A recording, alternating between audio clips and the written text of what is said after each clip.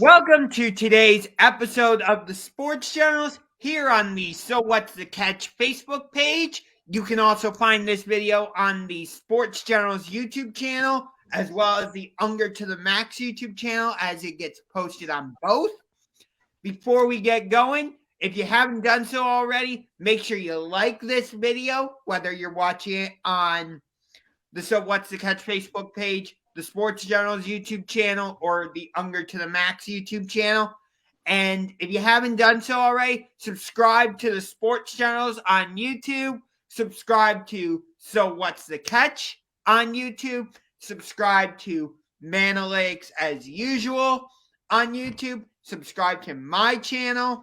There we go. Unger to the Max. And follow the Sports Room on Anchor.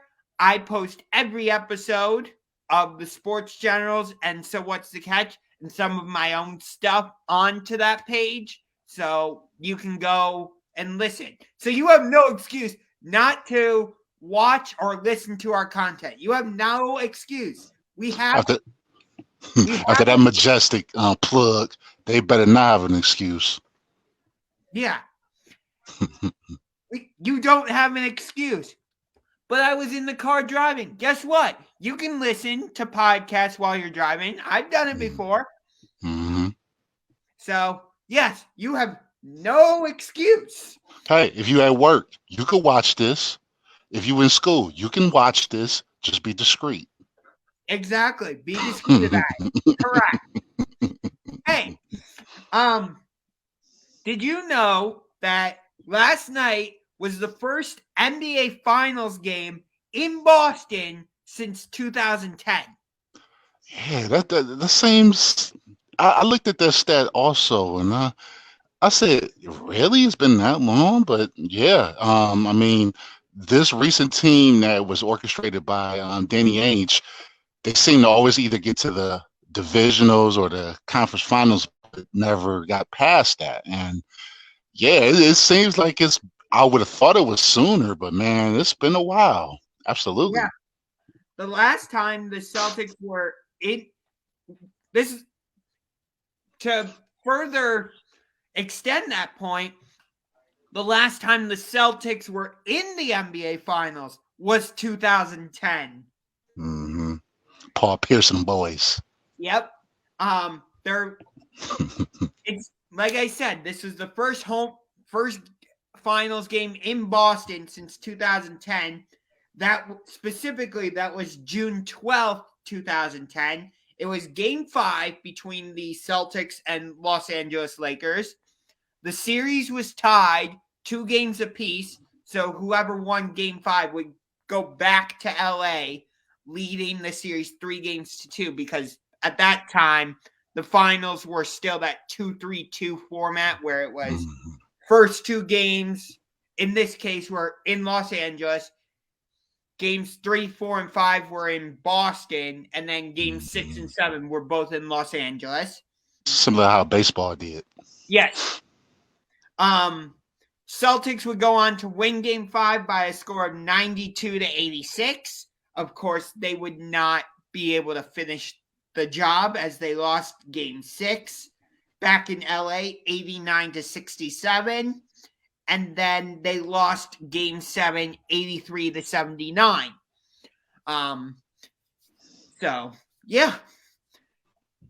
Also, if the Celtics win this series, it would break the tie with the Lakers for the most championships in the NBA because they both have 17.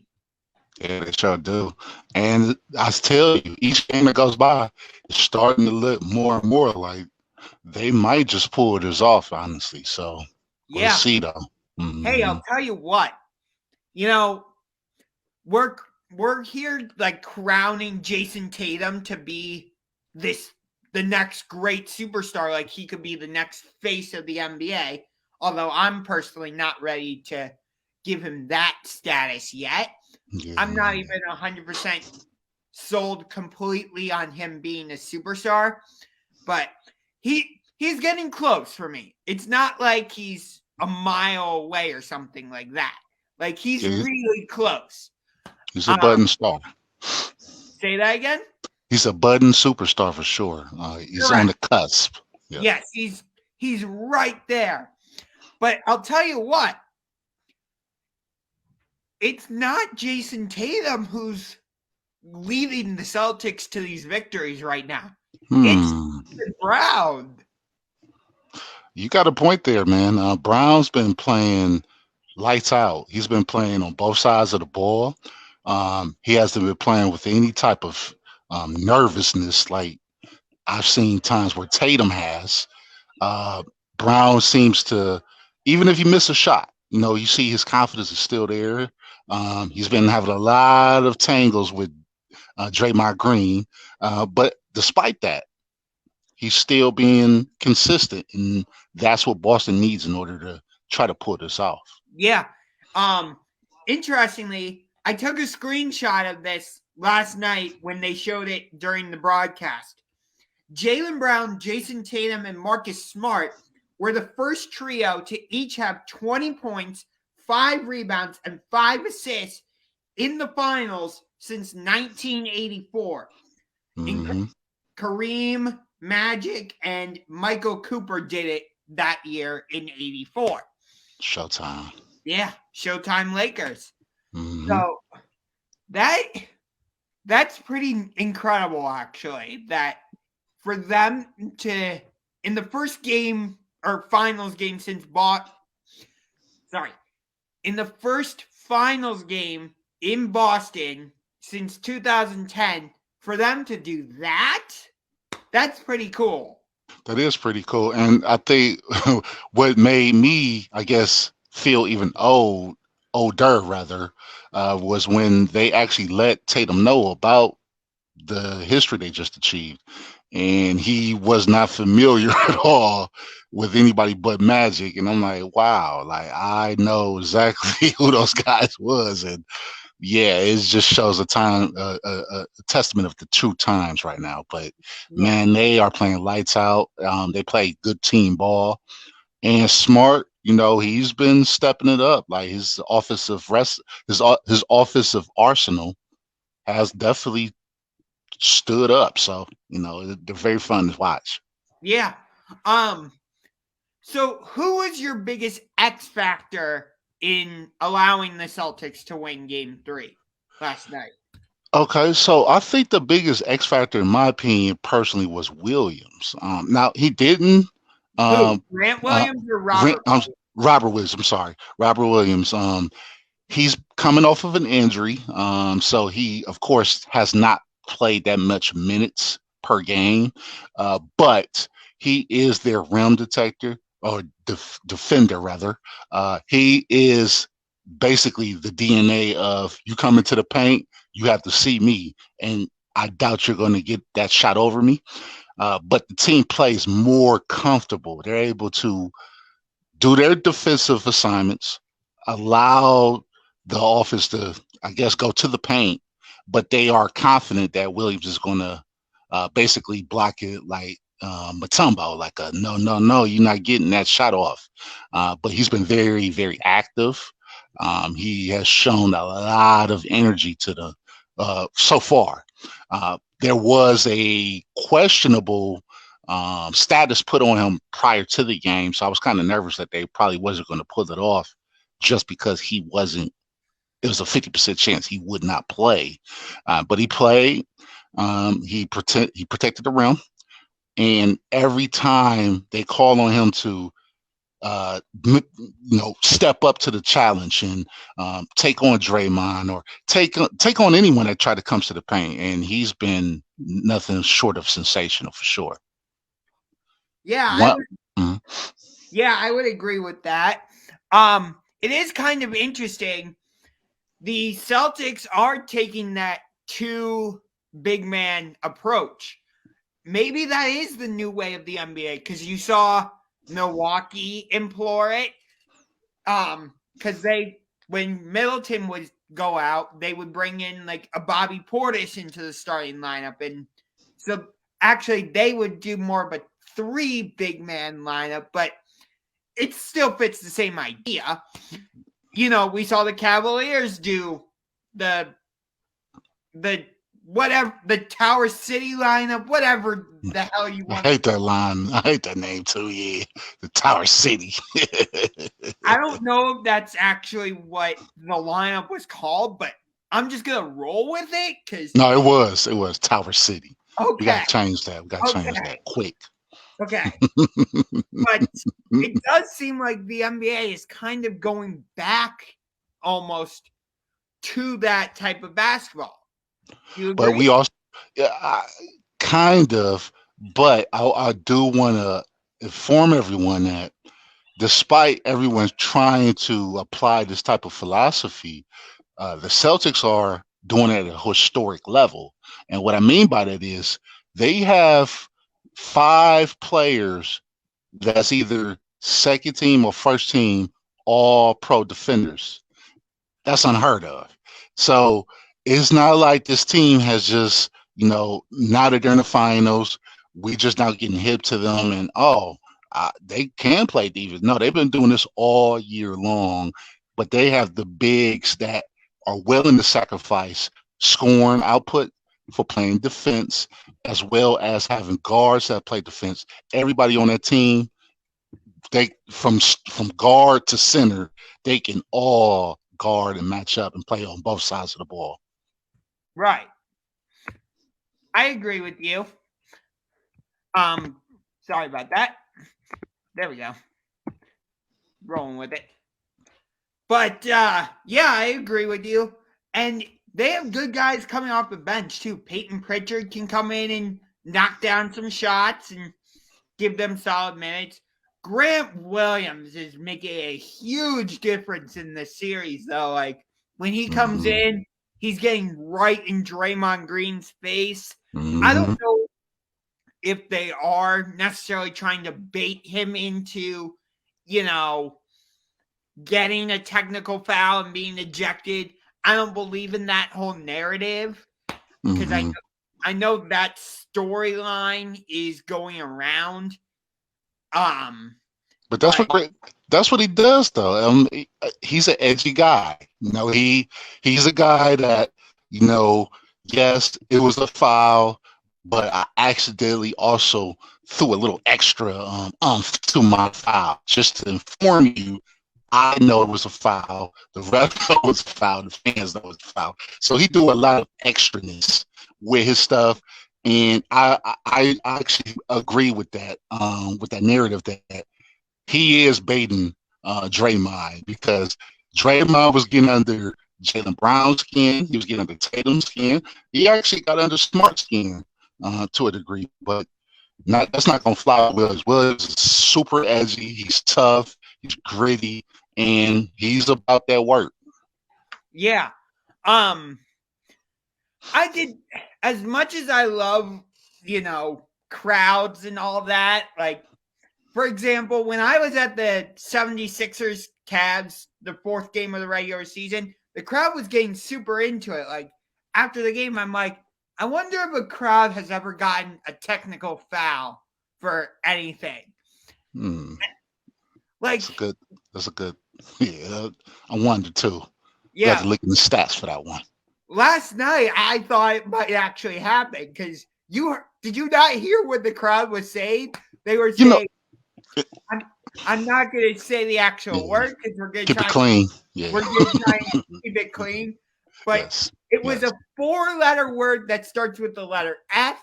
You can probably figure out what the rest of that word is, but it was F-U Draymond. Hey, let's be real. Boston has a history of this. Red Sox specifically, when they were going against the Yankees, and we know how heated those rivalries was, they would say chants like you did steroids. Like, they say the most crazy asinine things, and sometimes you got to wonder, hey, do you know your grandmother's watching, or do you know some children are watching this game? Because I'm really not sure if you are aware of this. Yeah. Or what if, like, a dad takes his 10-year-old son to the game type thing? Yeah, it's about class. Let's class it up, Boston. We know you got it in you somewhere, but, come on, man. It's kids there. And then, I know that Klay Thompson brought awareness to that during the press conference. But let's talk about how Draymond Green, he wants to drop I think it was an F-bomb, really not clear. I got to get confirmation on this. And his kid was sitting right there, right? And then as soon as he cussed, his kid do like look up. It was just real bizarre. But let's be aware, you guys are role models on the court. People are watching.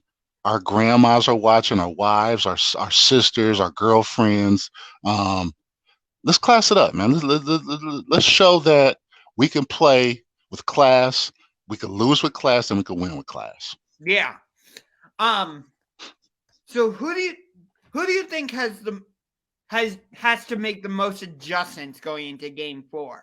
Because you could say that even though the Celtics won Game 3, they still have to make more adjustments than the Warriors. I don't know. I'm not trying to put words into your mouth, obviously, but I'm just saying.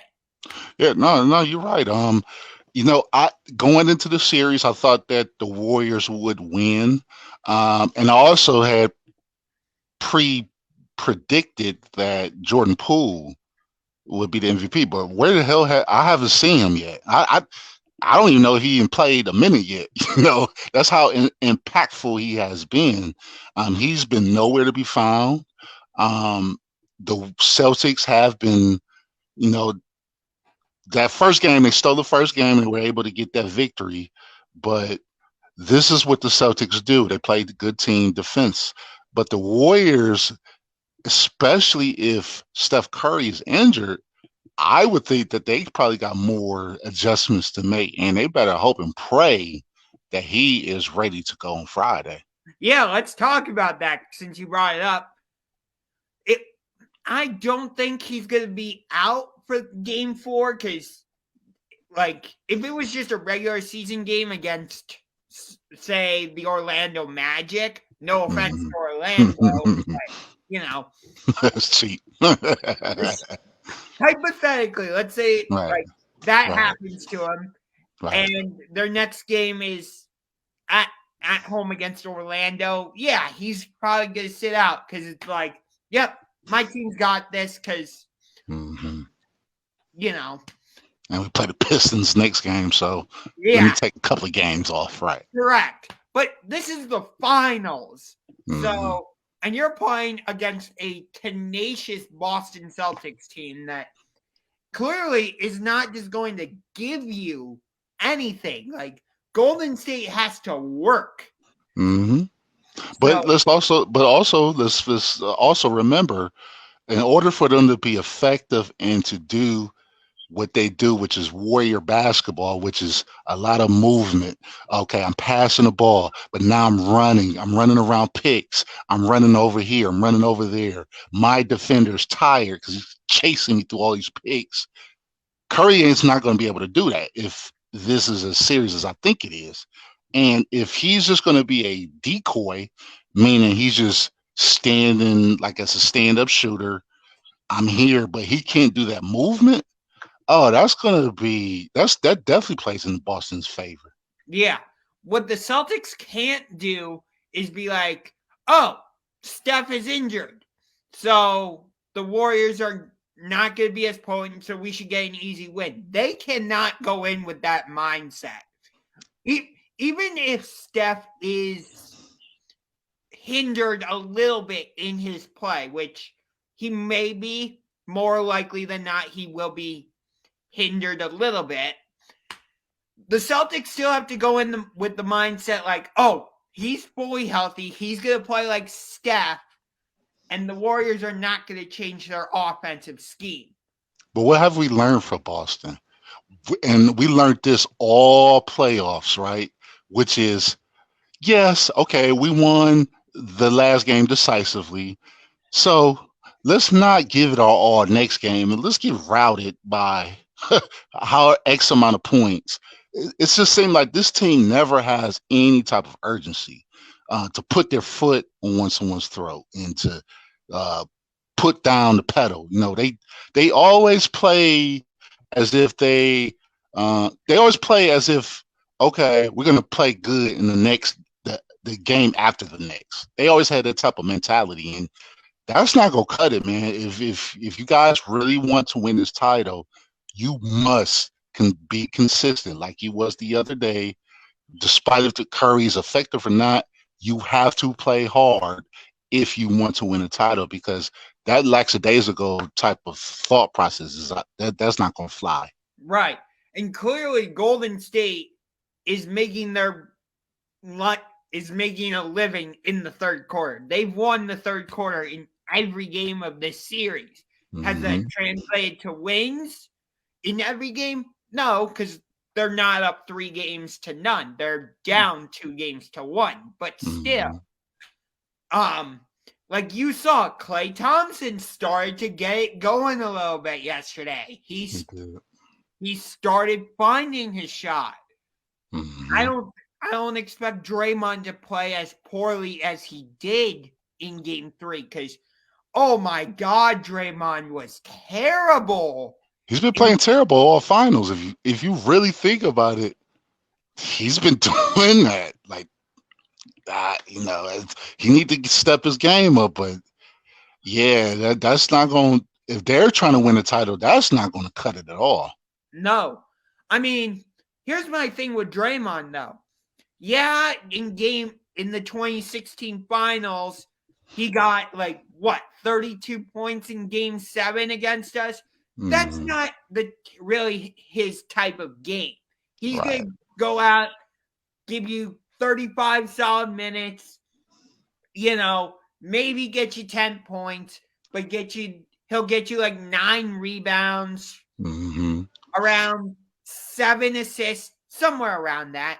4 hard fouls. Right. He's when you watch him on defense, he's like the quarterback. Like, hey, switch this pick and roll, or they're coming. Like, this guy's gonna come in on the opposite end.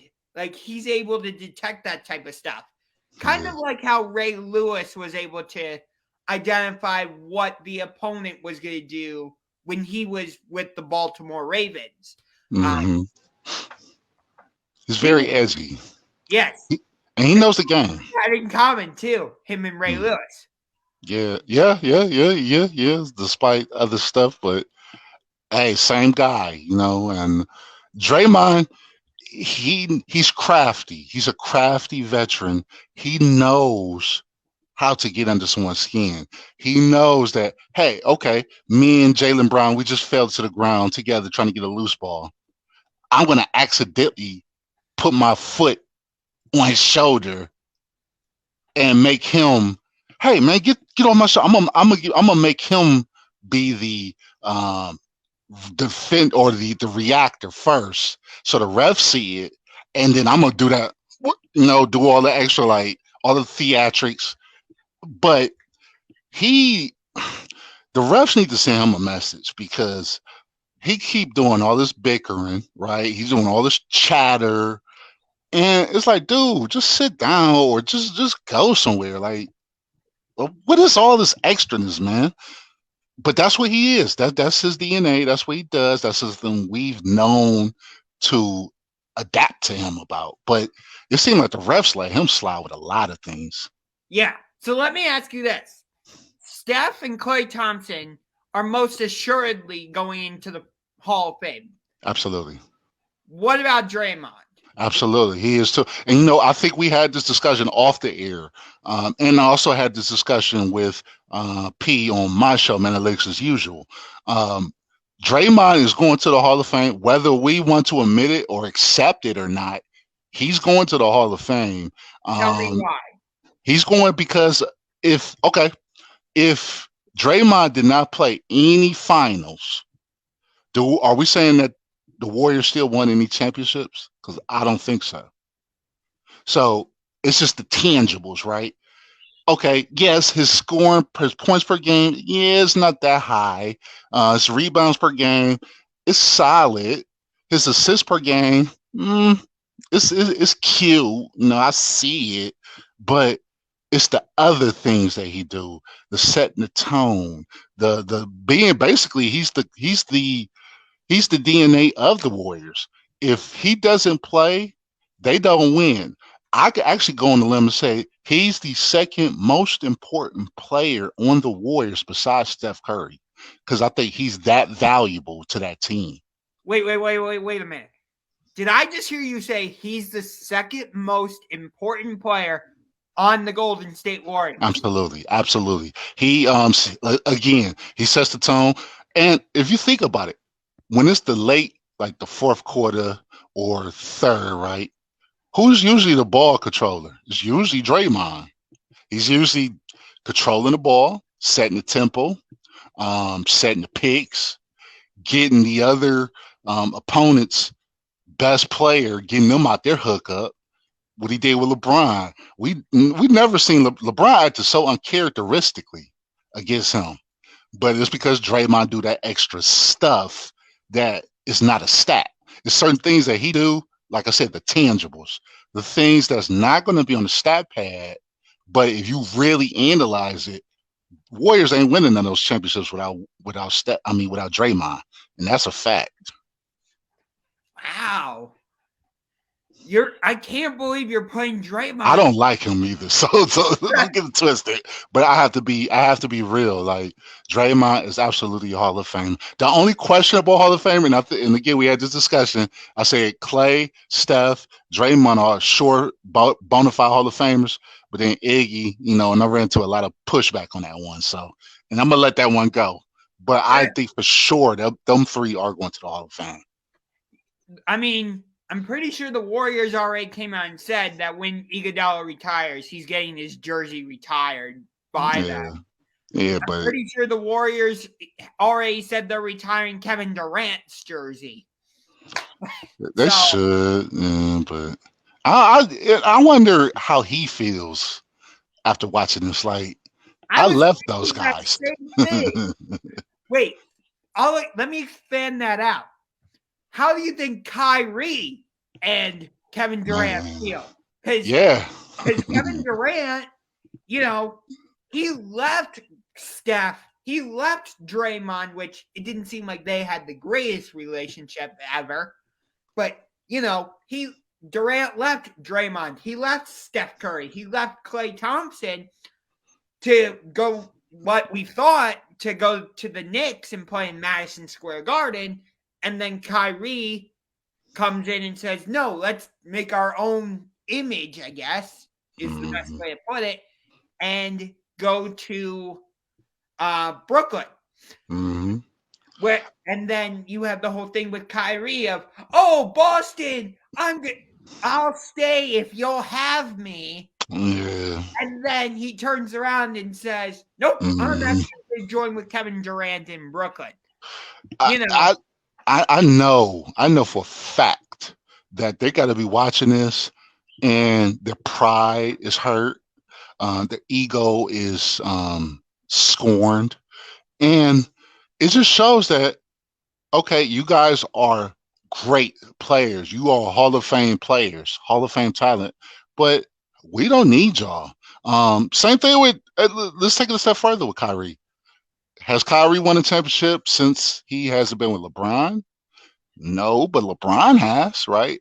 So it's like, you're good, okay, but you aren't making this thing work. Like, and some people think that they're better than what, or their value is higher than what it is. And this is showing you, it ain't about the superstar. It's about the superstar team. So, man, I know their egos is hurt. Yeah. I like what Brian said. He says, man, I wouldn't put Draymond in the Hall of Fame. But I see the argument. I wouldn't retire KD's jersey in Golden State. In general, KD is worthy, but not for the Golden State Warriors. It's a tough pill to swallow. Yeah, it is. If I'm reading this correctly and hearing you correctly, Brian, you're saying that the Oklahoma City Thunder should retire Kevin Durant's jersey. They should. But the Warriors should not. Well, I think they should. I think it's a yes and a yes. And I get it, man. It's a hard pill to swallow. But unfortunately, we all gonna have to come to grips that Draymond is going into the NBA Hall of Fame as well as having this going into the Ring of Hall of Fame for the Warriors. KD's going into the Warriors Ring of Fame, and he's also going to the Hall of Fame. And their jerseys are probably going to be retired because they're not. Again, yes, they're not going to win without Draymond, and they damn sure ain't going to beat the Cavs without having Durant there. That's not happening. So I mean, yeah. Think about it. Like, we've talked about this before on the show, and I think we've talked about this on So What's the Catch? Our sister show, or brother show, sibling show. We'll go with that. Junior show, yeah. Sibling show. Sibling. That if the Cavs were fully healthy in 2015, if Kelly Olynyk does not tear out Kevin Love's shoulder, which scumbag. That was Kelly Olynyk can deny it all he wants. That was totally on purpose. You can't. That was totally on purpose because he knew the Cavs were going to win that series, and he's like, okay, well, I may as well leave my mark on the series in some way. How about I injure Kevin Love's shoulder? Still looking for him, and how he used to wear that headband with his hair. Hey, we looking for him. I mean, and then Kyrie breaks his knee in the finals. That was nobody's fault, but a lot of fans, media members, and everyone here at the So What's the Catch and Sports General teams, or team, whatever you want to call it, well, I think we all agree. I'll double check with James, Brian, and Chirk on the next show, but I believe we all agreed that the Cavs would have won that title in 2015 if we were a fully healthy team. So absolutely. So we probably would have been back-to-back champions, although, everybody tries to make the argument, the Cavaliers don't win the championship if Draymond doesn't get suspended for Game 5, which I hear that, but then one can also say, well, the Golden State don't win the championship unless Draymond gets on a cell phone in a backdoor, let's say, gas station and calls KD and pleads and begs for him to come. Hey, come join us. And then for them to repeat, they showed up at his house on somewhere and plead for him to come. And so, yeah, it's two ways to fight this argument, but history has already happened, and unfortunately, we were jobbed out of one championship. This is after dark, but hey, history has happened. I mean, I guess the 216 studio at Ohio Media School didn't like what you said because it turned the lights out on you. No, it's Sports Generals After Dark, and we're going to probably save that for a later time because I'm sure it's families watching it, so we're going to keep it clean. Okay. What? Should I go turn off my studio lights too? No, keep yours on. Keep yours on. It's a light sensor here. I'm getting ready to get that sensor back on for sure. Okay. Hey, we referenced the Cavaliers during that last discussion.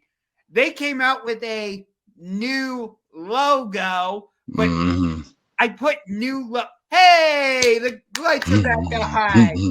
Yeah. Right. It's a new logo, but it's a new logo, but it's the same logo, but it's new. It's weird, yeah. Do you remember when the Browns did that a few years back? They're like, hey, we're coming out with a new logo. And everybody thought maybe it was going to be like the dog head logo. Maybe it was going to be Brownie the elf. Nope, it was literally the same goddamn helmet, just with a different shade of orange, and the face mask part was just straight sales job. Yeah, I was like, well, that's total bullshit. It's bizarre. Don't hype it up as, we're coming out with a new logo. Blah blah blah blah blah, and then go, yeah, all we did was just change the colors. we made the gold initially look a little copperish, so it's gold now. But hey, I guess we'll see with the new uniforms because they're supposed to have the revealing of the new uniforms this summer. They didn't really give a release date, but it still looks the same. So I didn't see any difference at all. Yeah, I don't see any difference. So yeah, it's interesting, but all I care about is, are you gonna win? Can you continue what you did last season? That's all I care about. Win now, win now. We'll get cute and uniformed out later, but let's take what we did last season and let's roll that into this season, and hopefully Sexton contributes, and hopefully we're talking about the Cavs. Let's see how that plays out. But yeah, it's the same uniform from what I've seen, or Yeah. same logo. Yeah, it's the same logo. Sure, they got rid of the sword part going through the C, but it's essentially the same logo, just with modified colors. Right. It's not like when the Denver Broncos went through that crazy color or uniform change where I think their initial uniforms were like yellow and black and they looked like circus clowns. And then they have a big bonfire to just burn the jerseys, and they come back and they're now blue and orange. Yeah, man. A lot of teams historically, some have made a drastic change. But those Bronco uniforms, those were very intriguing. They had like the jailbird striped socks, and then they went with the John Elways. And I honestly, I hated that uniform when I was younger, but when the teams wear their throwback uniforms, I kind of feel it. I like those uniforms better than the Terrell, these new uniforms that they wear now. But hey, different folks, different strokes. Yep. Hey, that's a good transition because in the last 20 minutes, we're going to get into the National Football League, and we're going to start with the Browns. And I can't really make a good transition for this. There's nothing to make. I tried. I really did, but with the situation is as complicated, complex, and confusing. Yes, I just used Triple C. Sue me. They weird. It's bizarre. Like now, a New York Times report has come out and said something about Deshaun Watson interacting with 66 therapists or something like that. Yeah, I'll tell you this. I was a big fan, a component for this move before it happened. I'll tell you this though, with the 24th official case that has came out, it was rumors or there's language in the contract that say that we can void it if there was like another federal type of charge or type of case. So we got some wiggle room to get out of this deal. But man, this is ugly, man. Like it's to the point where he needs to, if he would have settled, right, the league could have handed down their suspension, and I think we would have been done with the scenario. But the longer this keeps dragging on, this is just getting downright just down slithery, slimy. And then I think the most bizarre of all of the cases that came forward, they said that the Houston Texans is going to be is also a defendant.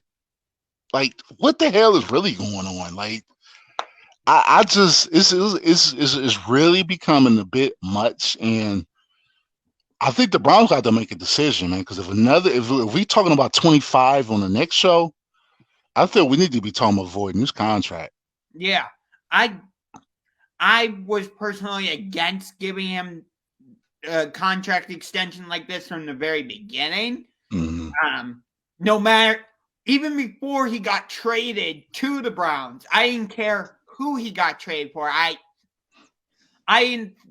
Until like this whole situation got cleared and all that, I personally did not think he deserved a contract extension, let alone what he ended up getting from the Browns.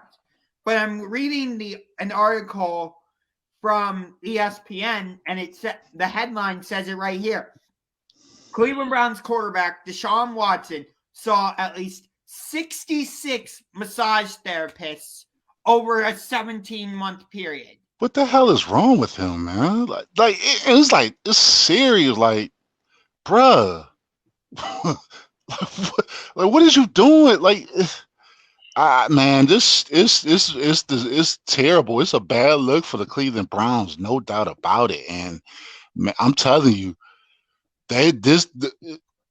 we at the stage now where it's like, okay, I think we need to just go ahead and void this contract out because it don't look like he's gonna play another down if it just keeps going on or keeping up the way it's going. Yeah, it says right here in the article. I'll just read the whole paragraph. It says the list of 66 includes the 24 women who have filed lawsuits against Watson, including 2 in the past week. A woman who sued Watson but then withdrew the complaint. 2 women who filed criminal complaints against Watson but did not sue him. At least 15 therapists who issued statements of support for Watson at the request of his lawyers. At least 4 therapists contracted with the Texans.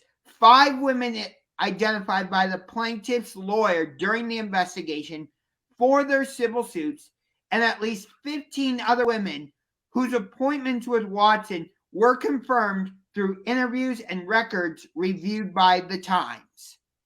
It's bizarre. I feel bad for the people that's involved in this case, the actual people that's been assaulted. Like it, man. It's just it's unfortunate. It's unfortunate to even be talking about this, let alone case after case after case.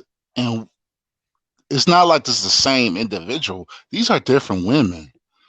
And man, I again, this is, I don't know what to make of this, man. But what I do make of is not a good look at all. No, and I hate to say this because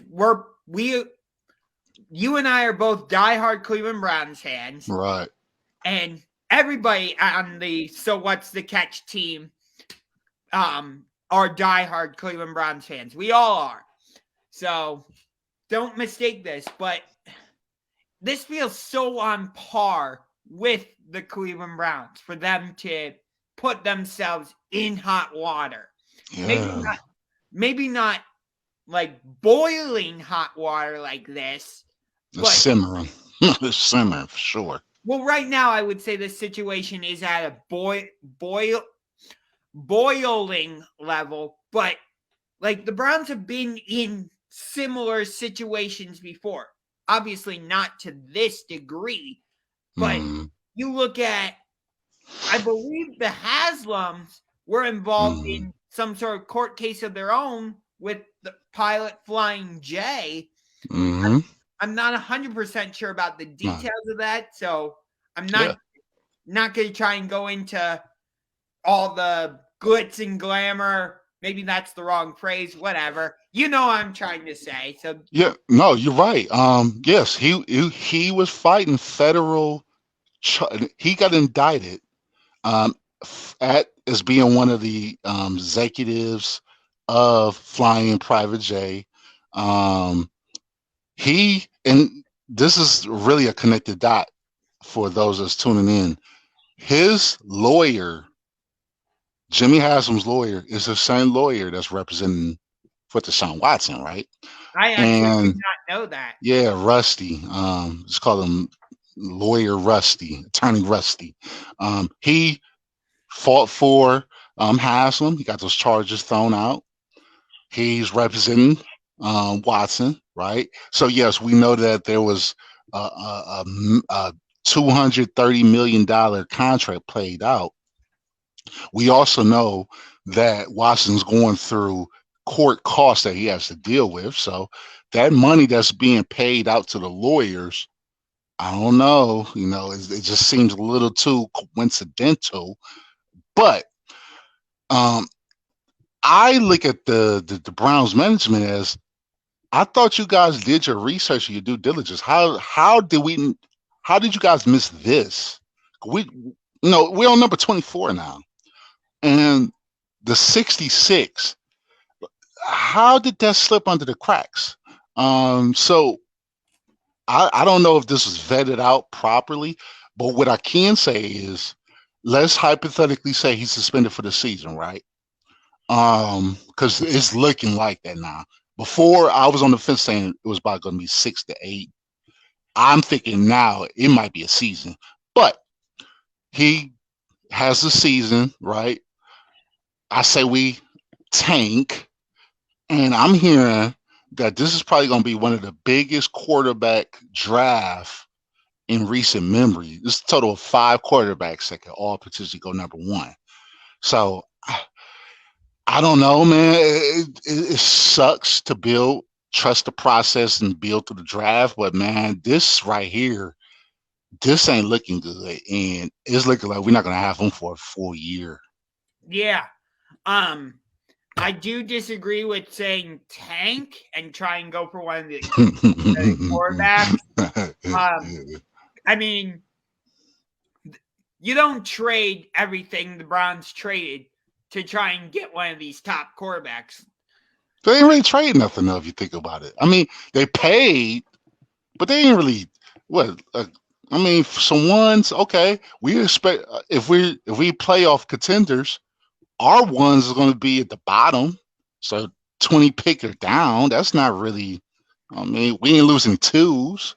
So it's on paper. See, like we gave up a lot, but if we are let's say USC quarterback, right, who's supposed to be probably the best quarterback out of all of them, if we're able to get him, I mean, are we still having the same conversation? I'm trying to remember which quarterback you're talking about. He transferred to USC once. From Oklahoma. You're talking about Spencer Rattler, I think. Spencer,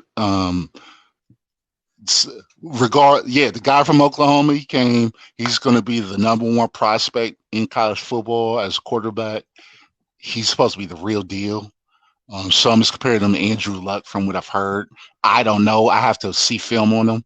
But you got him. You got Ohio State's quarterback. You have Alabama's quarterback. It's a lot of. It's going to be a deep quarterback draft, unlike last season. So if we tank, or if we don't give our full effort, or if the starters are rested, I would understand. Okay, so the quarterback you were talking about that transferred from Oklahoma to USC, Caleb Williams is his name. That's him. Yep. Not Spencer Rattler. My apology for that. I heard you also reference Bryce Young, the quarterback from Alabama. Yep. Yeah, so this is a good quarterback class. I'll give you that. But we do have a capable backup in Jacoby Brissett. Yeah, we do. We do. Deshaun Watson's not available for this season, which I would agree. It's looking more and more like he won't be. I don't think the Browns make the playoffs. I'm not ready to have a concession speech yet, but damn it, I'm starting to write it up now. Hopefully, we do make the playoffs. Hey, I'm not necessarily conceding. Maybe Jacoby Brissett somehow leads us to a wild card. We get 9-7 and win home. I'm confident, but you know what though? Honestly, what is Baker Mayfield thinking? Because I know the Browns excused him from camp. Yeah, this is the perfect opportunity. Yeah. do you really think they can repair that bridge? I know the trust is gone. Trust is lost out the window. It's like a marriage. There was infidelity. Hey, we don't trust each other, but we got the kids here. Let's do it for the kids. Let's show up to the events for the kids. So hopefully he has that type of mindset where it's like, I don't trust them at all, but I'm trying to further my career. I'm gonna have a career year. I'm not gonna throw any turnovers. Hell, I might get us to the playoffs. But regardless, I'm out at the end of the season because y'all diminished my trust for y'all. So, hopefully that plays out that way. But this is the perfect opportunity for him to rebuild his career. I see what you're saying, but I think that bridge is burned. Oh, it's burned. Burned to a crisp, and the charred pieces have fallen into the Cuyahoga River. Yes, set the river on fire again. But he could really use this to salvage his career. Like he could, but man, I think that ship has long sailed, and it's not coming back. I think if somehow Baker is the starting quarterback, you will hear relentless boos from the crowd at First Energy Stadium. And I think it would just be a toxic relationship, and it would create a tumultuous season. That's not me trying to sound like a negative Nancy or anything like that. I'm just telling you the way I see it. But let's be real. Yeah, winning heals all, right? Winning cures all. Yes, the Bluebirds are going to be out in full force. I'm going to be one of them. But let's say Baker's playing and we go 3-0, and he didn't throw 300 yards a game, probably 3 touchdowns and probably 1 pick in those total 3 games. I'm probably more mute, and I'm probably more supportive of him. And I know that's how the fans work. What have you done for me lately? Hey, if you look at the schedule, we opened the season at Carolina, home against the Jets, which, again, I will not stop beating this drum. I predicted the home opener would be against the Jets, and I got dead on. I will not stop beating that drum. There is nothing you can do to get me to stop beating that drum. You hit that. And then we got week 3 against the Steelers on Thursday Night Football, and then week 4 at Atlanta. Theoretically, you could start the season 4-0, and then I'll take a look at the Browns schedule. They see that bad man, that bad man, Justin Herbert. Which I'm still annoyed. Well, no. Now that everything's coming out the way it is, I'm not as annoyed. Okay, so I'll give you the first 10 weeks of the schedule. First 11 weeks. First 12 weeks. 12 weeks. At Carolina, home against New York, the Jets. Thursday Night Football against Pittsburgh. At Atlanta, home against the LA Chargers. Home against New England. At the Ravens. Home against the Bengals on Monday Night Football. Bye week. At Miami. At Buffalo. Home against Tampa Bay. And then the following week, if he's playing, would be Deshaun Watson's return to Houston. Those are your first 13 weeks of the season. And I see us lose just off of the prediction mode. We probably might drop 4 of those 13. From what I've just being realistic, outside, leaving my emotions at the door. We might drop the Buffalo game. We might drop the Raven game. We might drop the Charger game. And it's it's debatable. We're either going to lose to the Steelers or the Falcons. And I know that people are like, why the Falcons? But playing on the road in Atlanta, I could see that being like one of those type of trap games. So yeah, I see us dropping probably 4, but we should be able to win the other game. So, all right. So we'll do more official schedule predictions down the road in a future show closer to the start of the season. But as of right now, I have us starting the season 4-0, so beating the Panthers, Jets, Steelers, and Falcons. But we lose against the Chargers, so you go start the season 4-1. You lose against New England because the Browns can't seem to beat the Patriots and Bill Belichick, so they go 4-2. I actually have them going on a 3-game losing streak against the Chargers, Patriots, and Ravens, losing all three. That's a tough one. And then on Monday Night Football, against the defending AFC North champions and the defending AFC champions, and had it not been for the terrible offensive line, you could be saying defending Super Bowl champions, I think the Browns can get right and win that game. So that would be 5-3. Mm-hmm. And then I have us losing to Miami and losing to Buffalo. Mm-hmm.